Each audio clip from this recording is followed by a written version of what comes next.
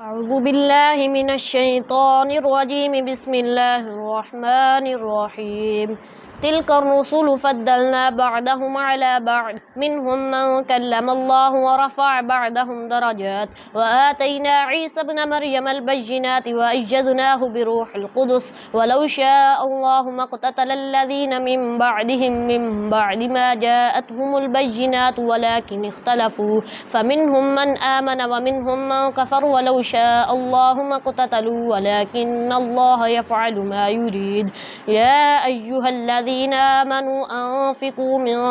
أنفقوا مما رزقناكم من قبل أن يأتي يوم لا بيع فيه ولا خلة ولا شفاعة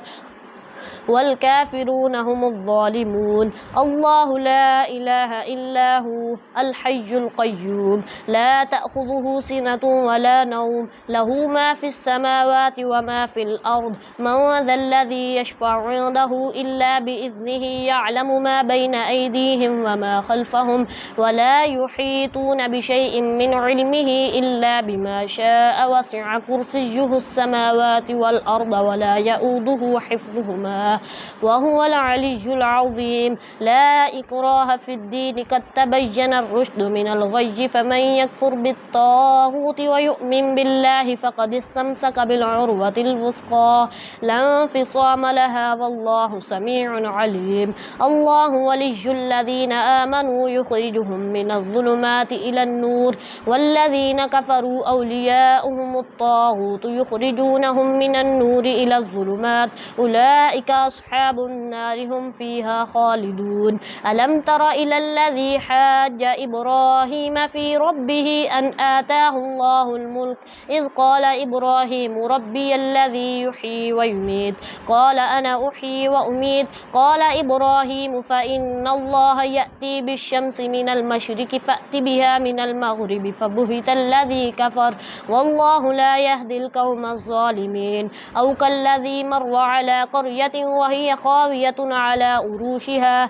قال أنى يحيي هذه الله بعد موتها، فأماته الله 100 عام ثم بعثه، قال كم لبثت؟ قال لبثت يوما أو بعد يوم، قال بل لبثت 100 عام، فانظر إلى طعامك وشرابك لم يتسنه، وانظر إلى حمارك ولنجعلك آية للناس، وانظر إلى العظام كيف ننشزها ثم نكسوها لحما، فلما تبين له قال أعلم أن الله على كل شيء قدير. وإذ قال إبراهيم رب أرني كيف تحيي الموتى، قال أولم تؤمن؟ قال بلى ولكن ليطمئن قلبي،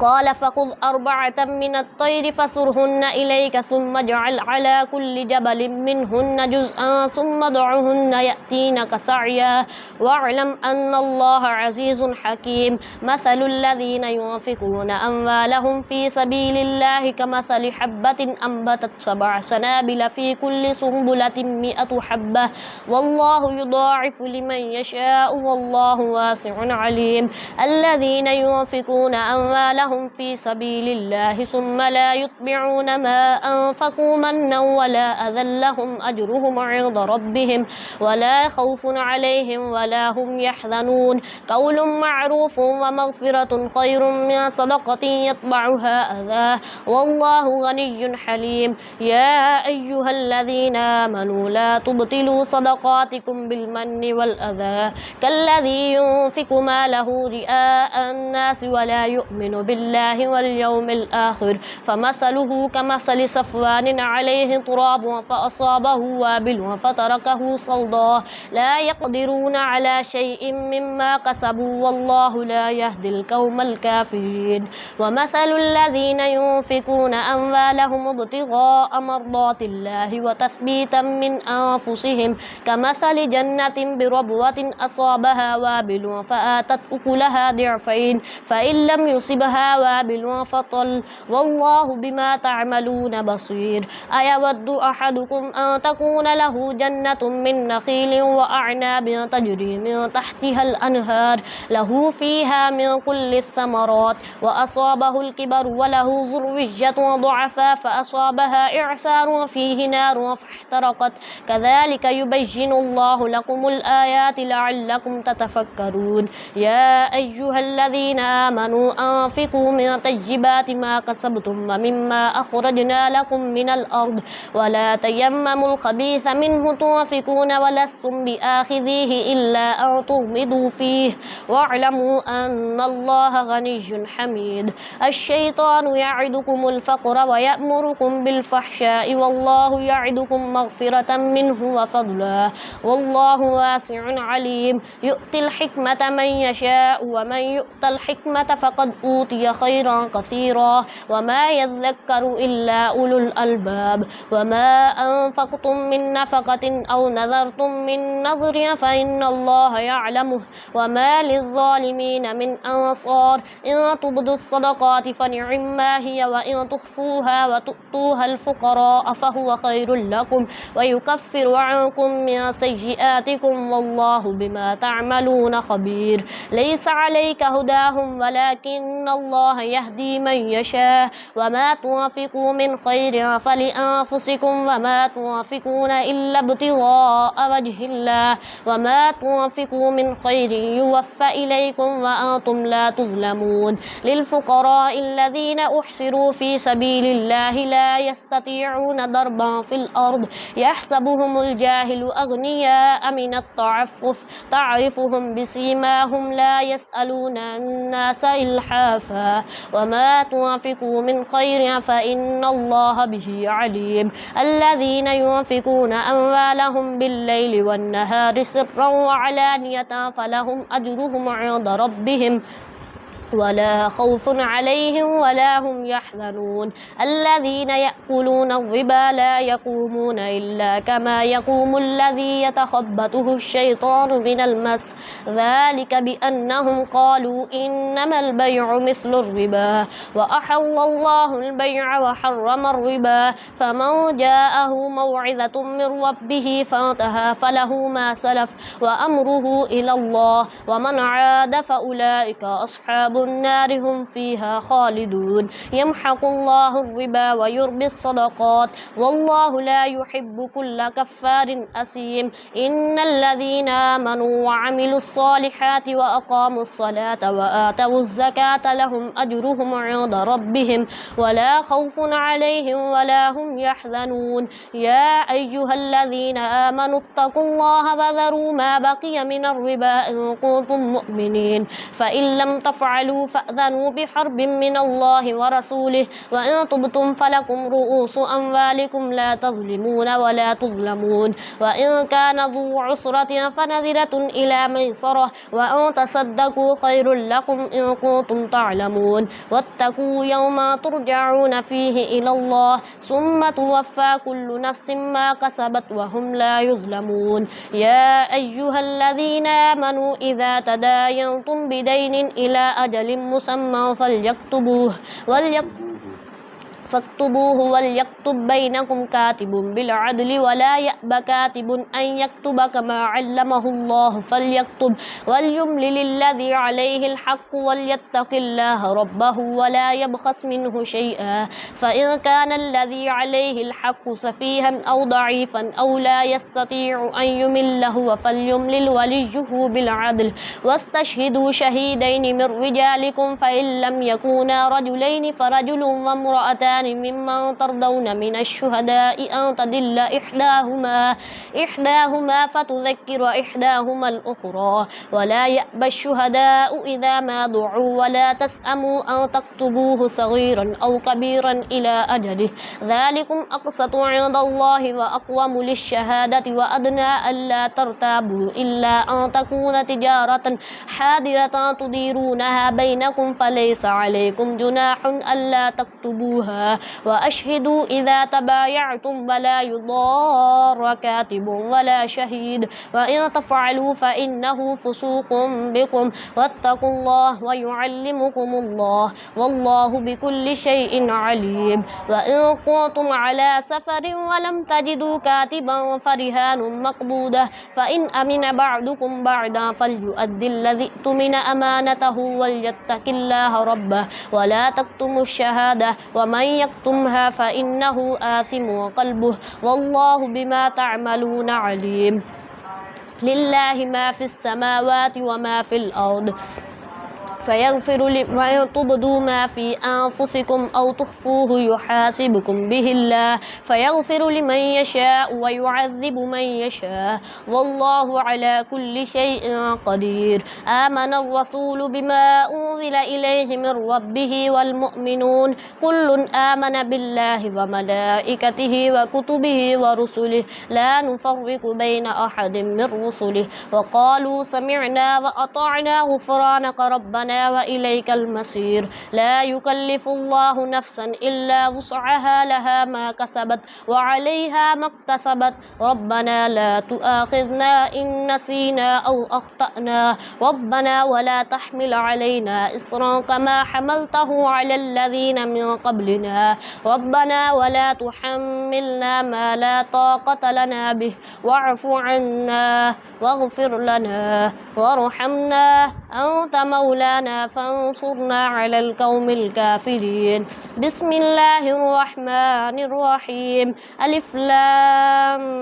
ميم الله لا إله إلا هو الحي القيوم نزل عليك الكتاب بالحق مصدقا لما بين يديه وأنزل الفرقان إن الذين كفروا إنجيل من قبل وأنزل التوراة والإنجيل من قبل هدى للناس وأنزل الفرقان إن الذين كفروا بآيات الله لهم عذاب شديد والله عزيز ذو انتقام إن الله لا يخفى عليه شيء في الأرض ولا في السماء هو الذي يصوركم في الأرحام كيف يشاء لا إله إلا هو العزيز الحكيم هو الذي أنزل عليك الكتاب منه آيات محكمات هن أم الكتاب وأخر متشابهات فأما الذين في قلوبهم زيغ فيتبعون ما تشابه من ابتغاء الفتنة وابتغاء تأويله وما يعلم تأويله إلا الله والراسخون في العلم يقولون آمنا به كل من عند ربنا وما يذكر إلا أولو الألباب ربنا لا تزغ قلوبنا بعد إذ هديتنا وهب لنا من لدنك رحمة إنك أنت الوهاب ربنا إنك جامع الناس ليوم لا ريب فيه إن الله لا يخلف الميعاد إن الذين كفروا لن تغني عنهم أموالهم ولا أولادهم من الله شيئا وأولئك هم وقود النار كدأب آل فرعون والذين من قبلهم كذبوا بآياتنا فأخذهم الله بذنوبهم والله شديد العقاب قل للذين كفروا ستغلبون وتحشرون إلى جهنم وبئس المهاد قد كان لكم آية في فئتين التقطا فئة تقاتل في سبيل الله وأخرى كافرة يرونهم مثليهم رأي العين والله يؤيد بنصره من يشاء إن في ذلك لعبرة لأولي الأبصار زين للناس حب الشهوات من النساء والبنين والقناطير المقنطرة من الذهب والفضة والخيل المسومة والأنعام والحرث ذلك متاع الحياة الدنيا والله عنده حسن المآب قل أنبئكم بخير من ذلكم للذين اتقوا عند ربهم جنات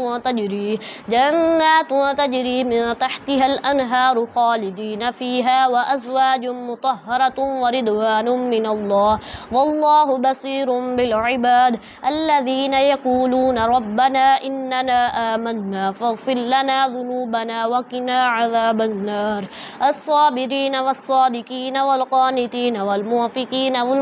والمستغفرين بالأسحار شهد الله أنه لا إله إلا هو والملائكة وأولو العلم قائما بالقسط لا إله إلا هو العزيز الحكيم إن الدين عند الله الإسلام وما اختلف الذين أوتوا الكتاب إلا من بعد ما جاءهم العلم بغيا بينهم ومن يكفر بآيات الله فإن الله سريع الحساب فإن حاجوك فقل أسلمت وجهي لله ومن اتبعني وقل للذين أوتوا الكتاب والأميين أأسلمتم فإن أسلموا فقد اهتدوا وإن تولوا فإنما عليك البلاغ والله بصير بالعباد إن الذين يكفرون بآيات الله ويقتلون النبيين بغير حق ويقتلون الذين يأمرون بالقسط من الناس فبشرهم بعذاب أليم أولئك الذين حبطت أعمالهم في الدنيا والآخرة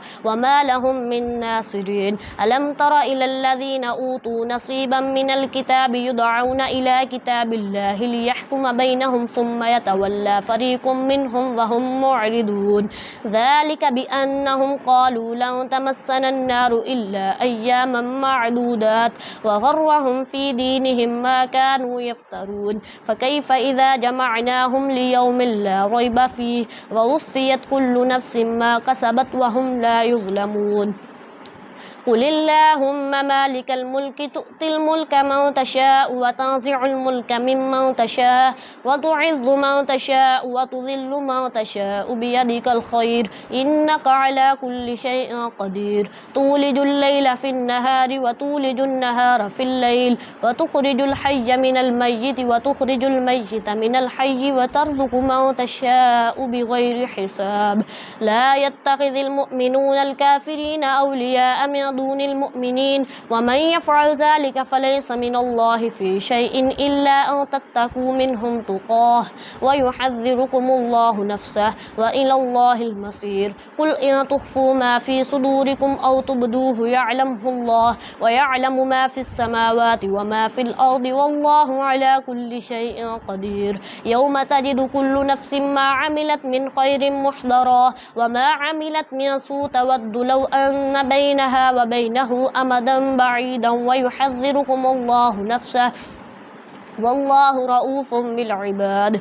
قل إن كنتم تحبون الله فاتبعوني يحببكم الله ويغفر لكم ذنوبكم والله غفور رحيم قل أطيعوا الله والرسول فإن تولوا فإن الله لا يحب الكافرين إن الله اصطفى آدم ونوحا وآل إبراهيم وآل عمران على العالمين ذرية بعدها من بعد والله سميع عليم إن قالت امرأة عمران رب إني نذرت لك ما في بطني محررا فتقبل مني إنك أنت السميع العليم فلما وضعتها قالت رب إني وضعتها أنثى والله أعلم بما وضعت وليس الذكر كالأنثى وإني سميتها مريم وإني أعيذها بك وذريتها من الشيطان الرجيم فتقبلها ربها بقبول حسن وأنبتها نباتا حسنا وكفلها زكريا كلما دخل عليها زكريا المحراب وجد عندها رزقا قال يا مريم أنى لك هذا قالت هو من عند الله إن الله يرزق من يشاء بغير حساب هنالك دعا زكريا ربه قال رب هب لي من لدنك ذرية طيبة إنك سميع الدعاء فنادته الملائكة وهو قائم يصلي في المحراب أن الله يبشرك بيحيى مصدقا بكلمة من الله وسيدا وحصورا ونبيا من الصالحين قال رب أنى يكون لي غلام وقد بلغني الكبر وامرأتي عاقر قال كذلك الله يفعل ما يشاء قال رب اجعل لي آية قال آيتك ألا تكلم الناس 3 أيام إلا رمزا واذكر ربك كثيرا وسبح بالعشي والإبكار وإذ قالت الملائكة يا مريم إن الله اصطفاك وطهرك واصطفاك على نساء العالمين يا مريم اقنتي لربك واسجدي واركعي مع الراكعين ذلك من أنباء الغيب نوحيه إليك وما كنت لديهم إذ يلقون أقلامهم أيهم يكفل مريم وما كنت لديهم إذ يختصمون إذ قالت الملائكة يا مريم إن الله يبشرك بكلمة منه اسمه المسيح عيسى بن مريم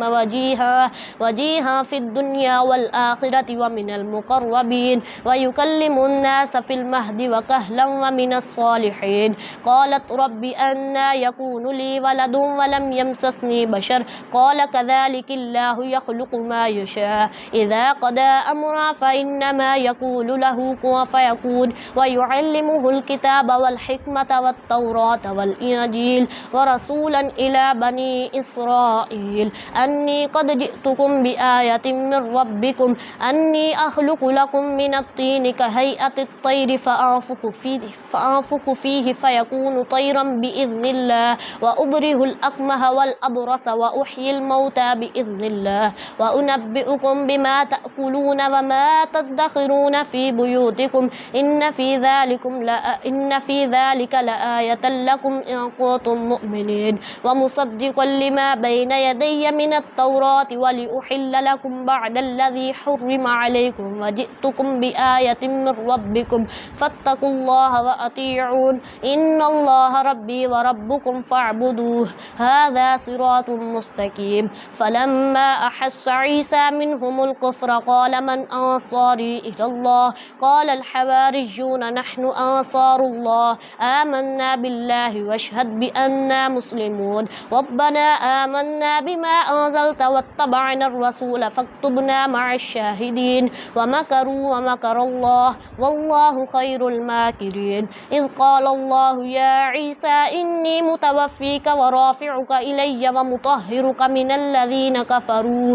الذين كفروا وجاعل الذين اتبعوك فوق الذين كفروا إلى يوم القيامة ثم إلي مرجعكم فأحكم بينكم فيما كنتم فيه تختلفون فأما الذين كفروا فأعذبهم عذابا شديدا في الدنيا والآخرة وما لهم من ناصرين وأما الذين آمنوا وعملوا الصالحات فيوفيهم أجورهم والله لا يحب الظالمين ذلك نتلوه عليك من الآيات والذكر الحكيم إن مثل عيسى عند الله كمثل آدم خلقه من تراب ثم قال له كن فيكون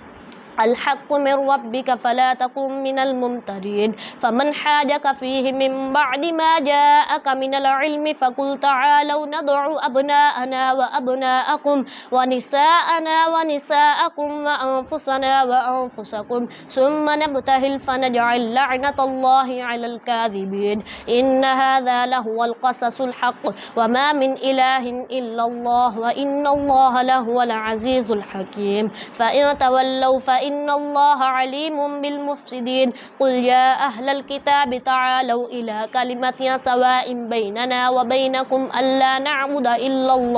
إلا الله ولا نشرك به شيئا ولا يتخذ بعضنا بعضا أربابا من دون الله فإن تولوا فقولوا اشهدوا بأننا مسلمون يا أهل الكتاب لم تحاجون في إبراهيم وما أنزلت التوراة والإنجيل إلا من بعده أفلا تعقلون ها أنتم هؤلاء حاججتم فيما لكم به علم فلم تحاجون فيما ليس لكم به علم والله يعلم وأنتم لا تعلمون ما كان إبراهيم يهوديا ولا نصرانيا ولكن كان حنيفا مسلما وما كان من المشركين إن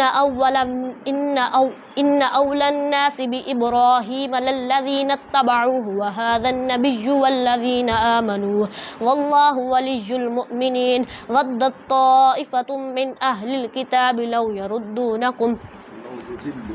ودت طائفة من أهل الكتاب لو يضلونكم وما يضلون إلا أنفسهم وما يشعرون يا أهل الكتاب لم تكفرون بآيات الله وأنتم تشهدون يا أهل الكتاب لم تلبسون الحق بالباطل وتكتمون الحق وأنتم تعلمون وقالت طائفة من أهل الكتاب آمنوا بالذي أنزل على الذين آمنوا وجه النهار واكفروا اتبعوا آخره لعلهم يرجعون ولا تؤمنوا إلا لمن تبع دينكم قل إن الهدى هدى الله أن يؤتى أحد مثل ما أوتيتم أو يحاجوكم عند ربكم قل إن الفضل بيد الله يؤتيه من يشاء والله واسع عليم ومن أهل الكتاب يختص برحمته من يشاء والله ذو الفضل العظيم ومن أهل الكتاب من إن تأمنه بقنطار يؤده إليك ومنهم من إن تأمنه بدينار لا يؤده إليك إلا ما دمت عليه قائما ذلك بأنهم قالوا ليس علينا في الأميين سبيل ويقولون على الله الكذب وهم يعلمون بلى من أوفى بعهده واتقى فإن الله يحب المتقين إن الذين يشترون بعهد الله وأيمانهم ثمنا قليلا أولئك لا خلاق لهم في الآخرة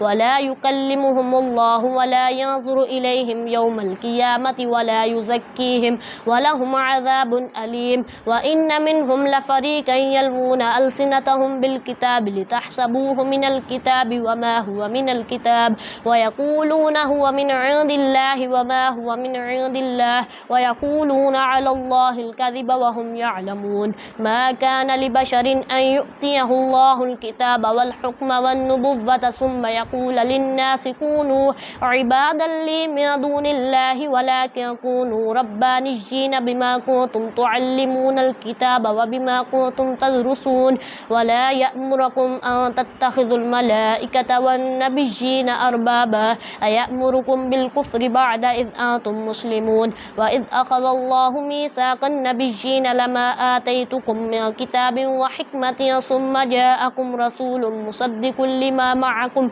لتؤمنن به ولتنصرنه قال أأقررتم وأخذتم على ذلكم إصري قالوا أقررنا قال فاشهدوا وأنا معكم من الشاهدين فمن تولى بعد ذلك فأولئك هم الفاسقون أفغير دين الله يبغون وله أسلم من في السماوات والأرض وإلينا يرجعون قل آمنا وله أسلم من في السماوات والأرض طوعا وكرها وإليه يرجعون قل آمنا بالله وما أنزل علينا وما أنزل على إبراهيم وإسماعيل وإسحاق ويعقوب والأسباط وما أوتي موسى وعيسى والنبيون من ربهم لا نفرق بين أحد منهم ونحن له مسلمون ومن يبتغي غير الإسلام دينا فلن يقبل منه وهو في الآخرة من الخاسرين كيف يهدي الله قوما كفروا بعد إيمانهم وشهدوا أن الرسول حق وجاءهم البينات والله لا يهدي القوم الظالمين أولئك جزاؤهم أن عليهم لعنة الله والملائكة والناس أجمعين خالدين فيها لا يخفف عنهم العذاب ولا هم ينظرون إلا الذين تابوا من بعد ذلك وأصلحوا فإن الله غفور رحيم إن الذين كفروا بعد إيمانهم ثم ازدادوا كفرا لن تقبل توبتهم وأولئك هم الضالون إن الذين كفروا وماتوا وهم كفار فلن يقبل من أحدهم ملء الأرض ذهبا ولو افتدى به أولئك لهم عذاب أليم وما لهم من ناصرين آمنت بالله صدق الله العظيم.